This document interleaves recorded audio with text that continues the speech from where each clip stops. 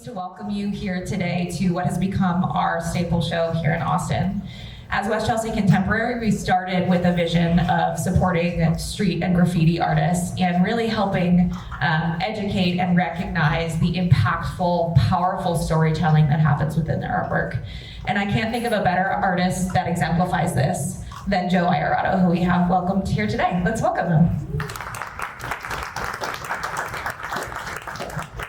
So Joe is a New Jersey-based artist whose artwork surrounds us here this afternoon. You can see some of his incredible wood assemblages right behind us, as well as some of his demo pieces on the extending wall that way.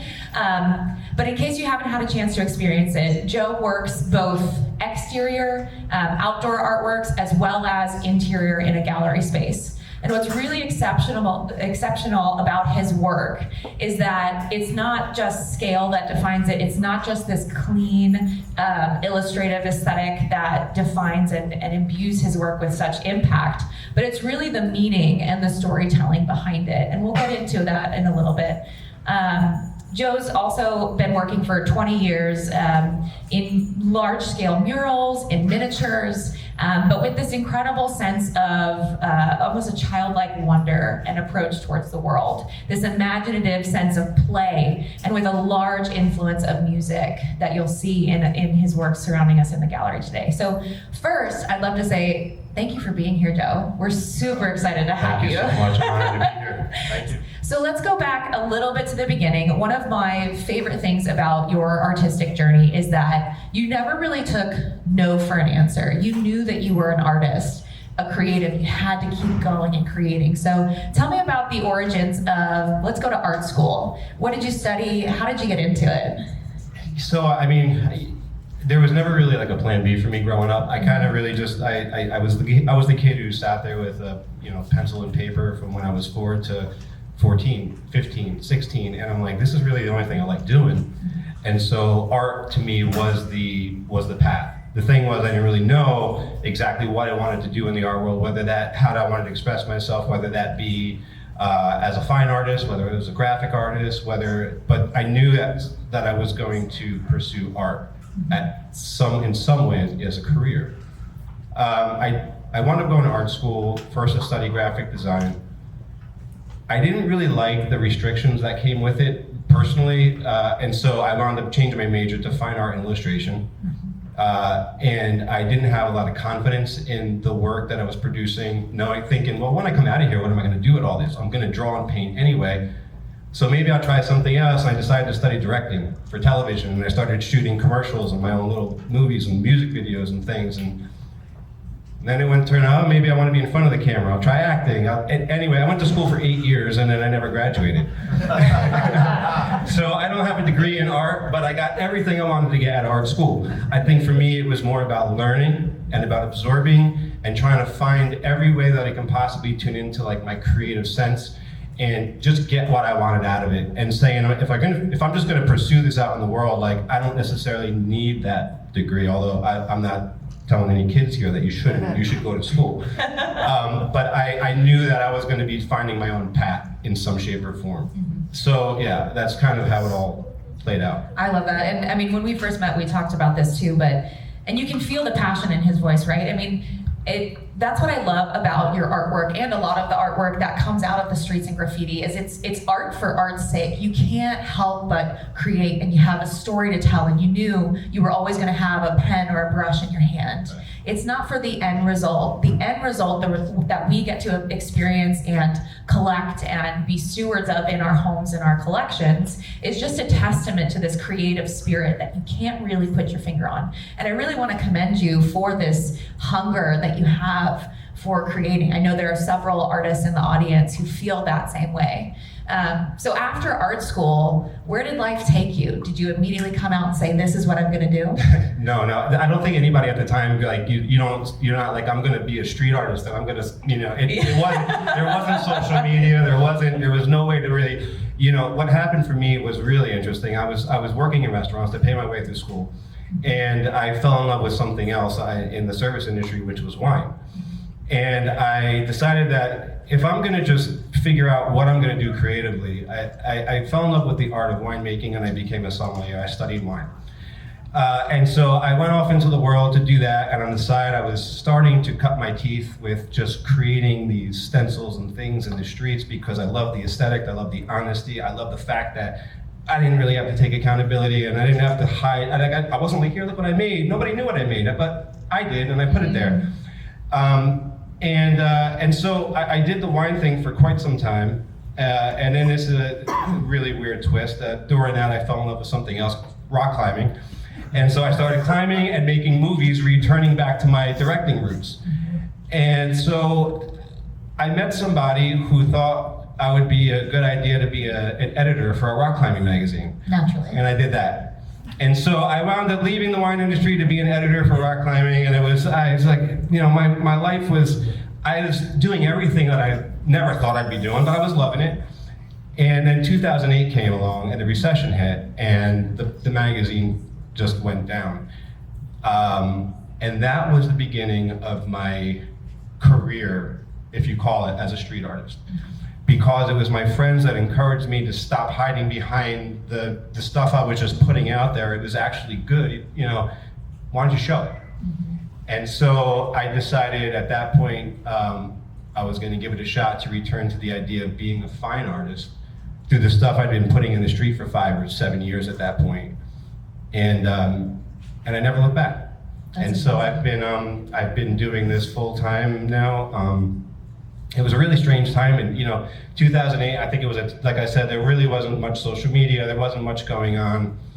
It was all word of mouth. I was working in New York City down by like Spring Street, where Shepard Fairey and Banksy and all these guys were always up there. The aesthetic was changing every day, and I wanted to be a part of that sort of.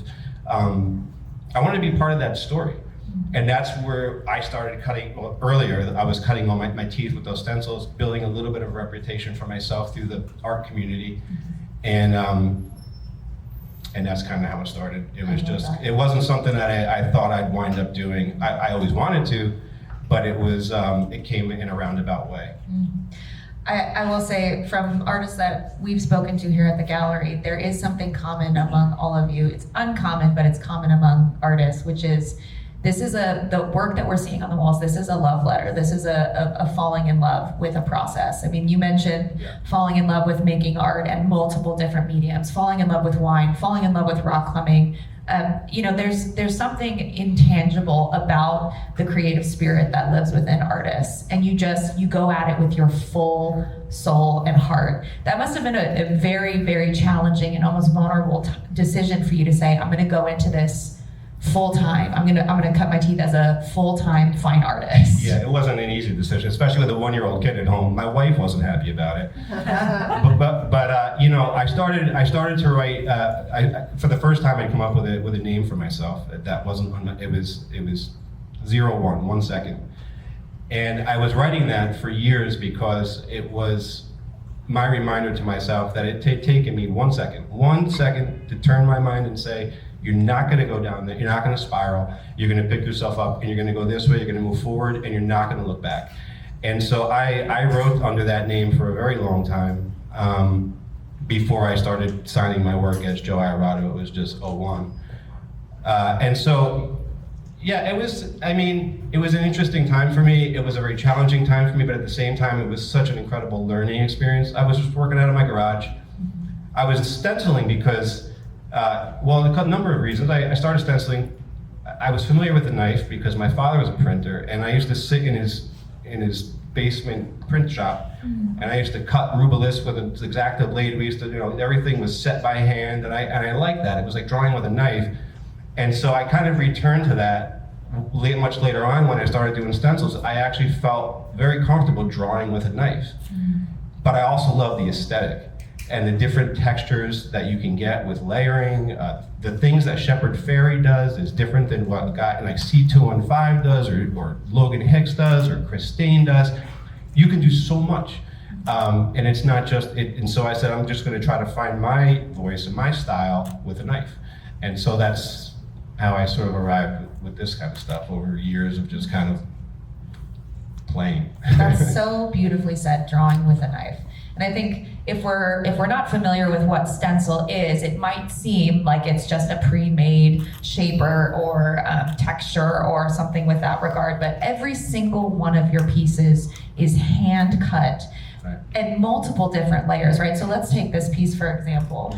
It's not just the shape of the child, it's not the shape of the guitar, but it's the multiple layers of tonality that you have within them. How do you start a piece like this, let's say? How many different layers? What kind of time does it take you, for those of us who aren't familiar? So everything's cut by hand, and I have this. I love Norman Rockwell. I've always loved Norman Rockwell, and I liked his sort of methodology of photographing people he knows, his family, his friends, and everything to be the subjects of his work. So usually my work starts with a photograph, and it's usually somebody I know. It's either a friend, it's somebody I've met along the way, it's my kids, and they become the subjects for the works.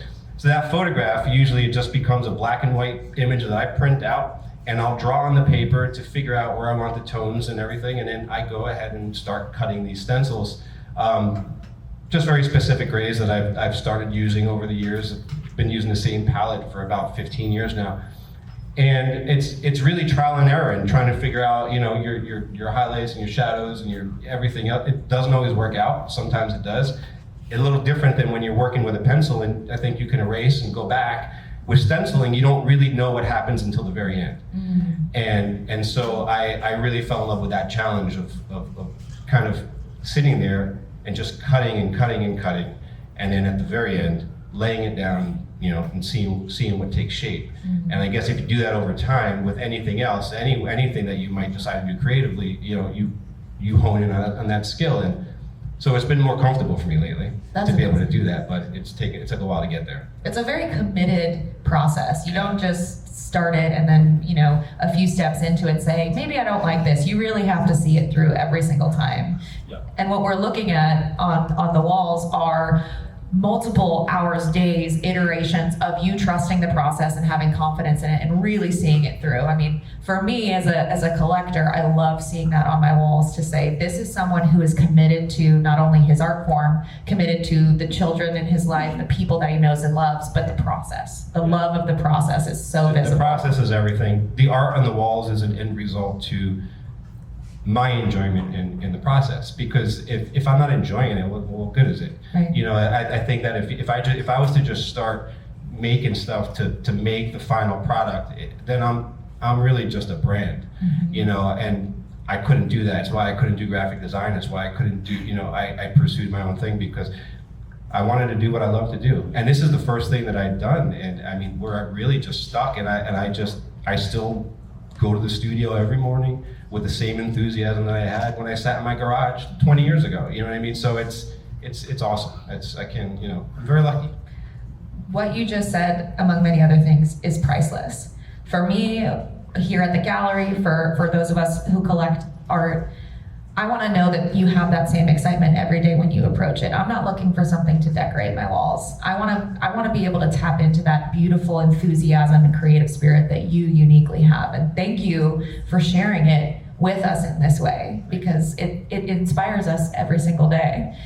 So beyond the stencil, there's much, much, much more involved in your artwork as well. I mean, let's talk about the wood and the process of cutting and choosing, selecting the materiality for your work. Yeah, so that was also, it's just, I worked in a lot of different materials. I started stenciling, obviously, just painting on walls. And, for me, it was like, stenciling could also be a little restrictive. So you could, you create something that has a defined shape, it's very mathematical, it's a certain size.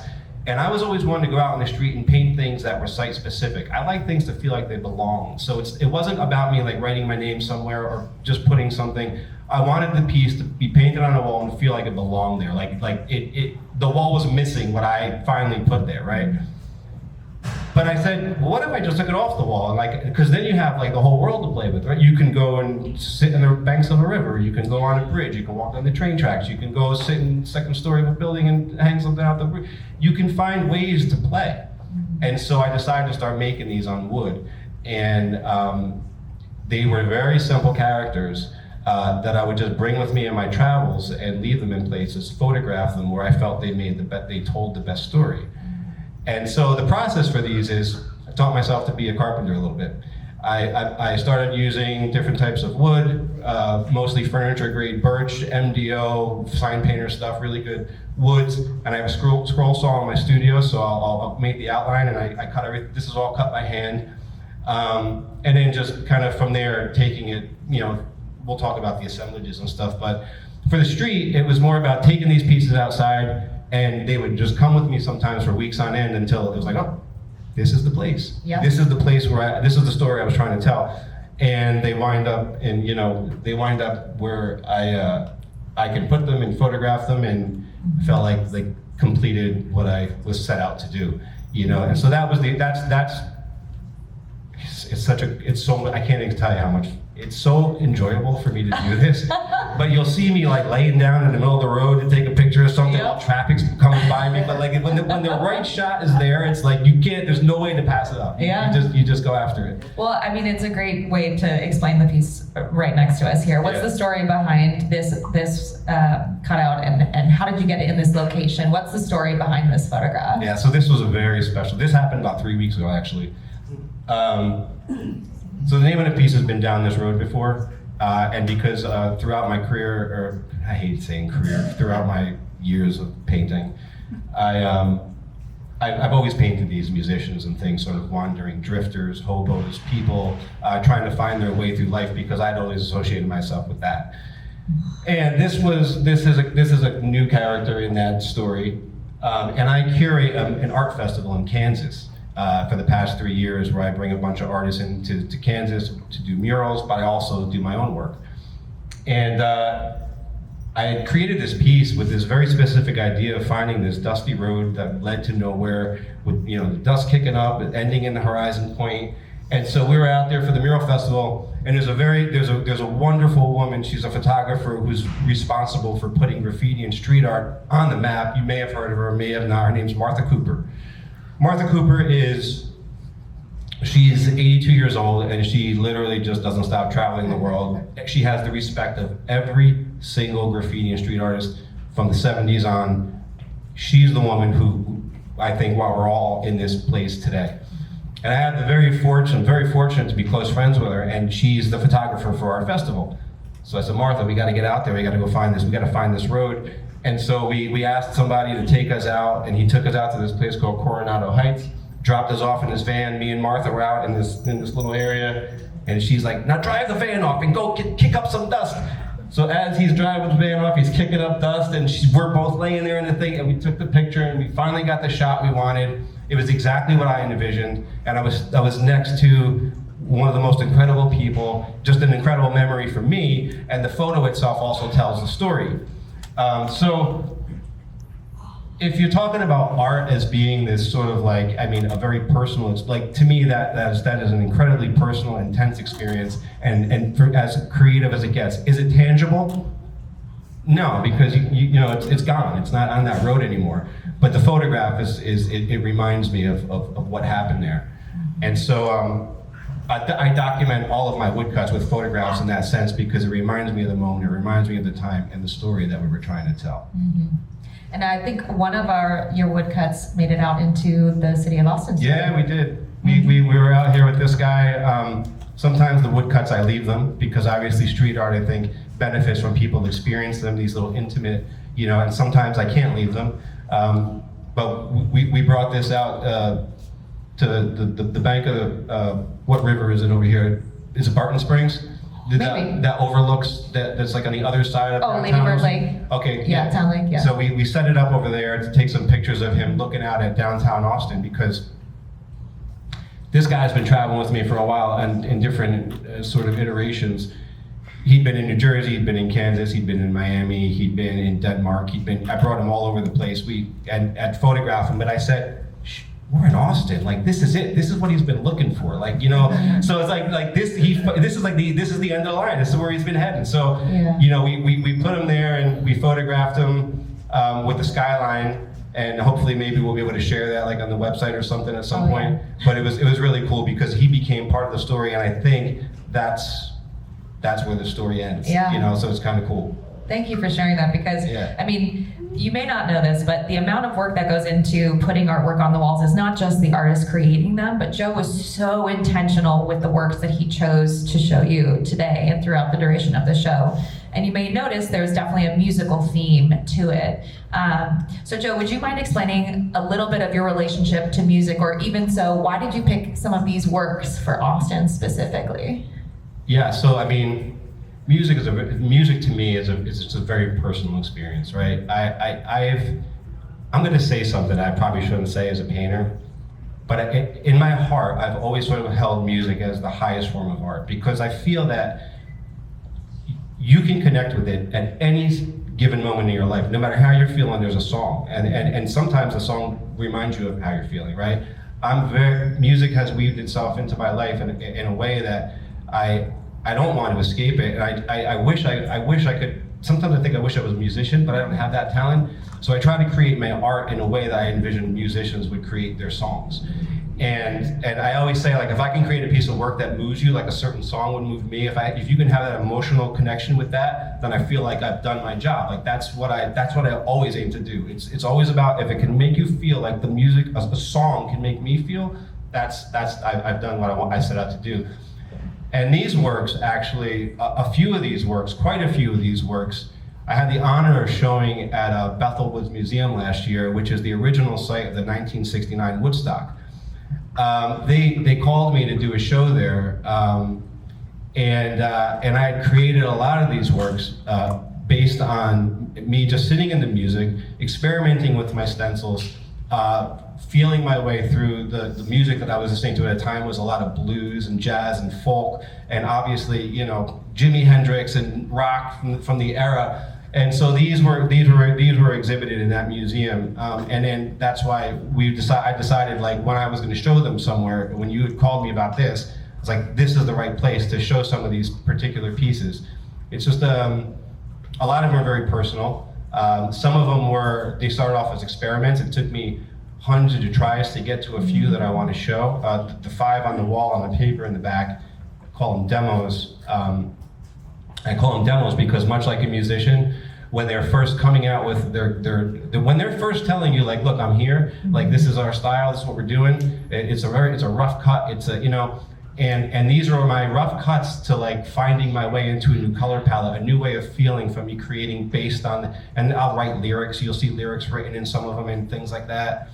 And last winter I'd made about 100 of these things, and I think only 5 of them left the studio, because the other ones, they really were just me feeling my way into it. And I feel like for the first time, I kind of felt like a musician, you know, when I could imagine when you're writing a lyric and you're scratching out, you're like, that's not the right lyric, that's not the right lyric, that's the right lyric, you know?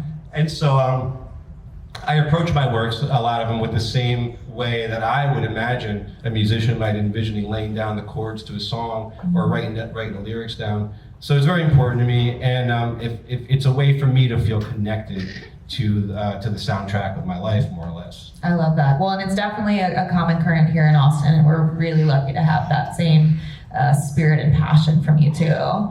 So I'd love to talk about Harmony Code specifically too. So this is one of your wooden assemblages. So it's a little bit more than just going into, you know, the studio and using a saw to kind of carve out just the stencil and the character. But we also have some incredible, you know, pieces of wood, almost found objects that are incorporated into your artwork. Can you explain a little bit of the process behind these kinds of pieces?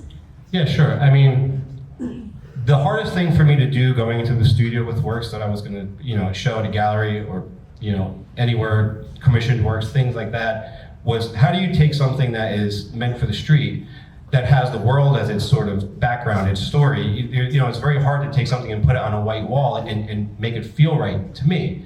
I'm not working on canvases for the most part. I do, but when I'm doing these things, like if you see this guy, you put him in front of a white wall and it really doesn't say much, right? But if you put him in your window and he's looking out over the street and something's happening, maybe it says something.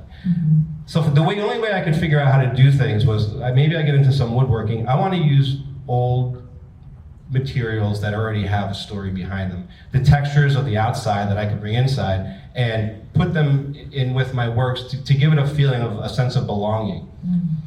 And I listened to an interview with one of my favorite musicians recently, Bruce Springsteen. I'm from Jersey, guys. Does anybody else like Bruce here? So they asked him this question. They said, "Why do you only buy vintage guitars? Like, why don't you buy like a new guitar? You could afford a new guitar, and buy it. Why vintage?" And he said 3 words that I will use for the rest of my life. He said, "Things collect soul," and I was like, ah.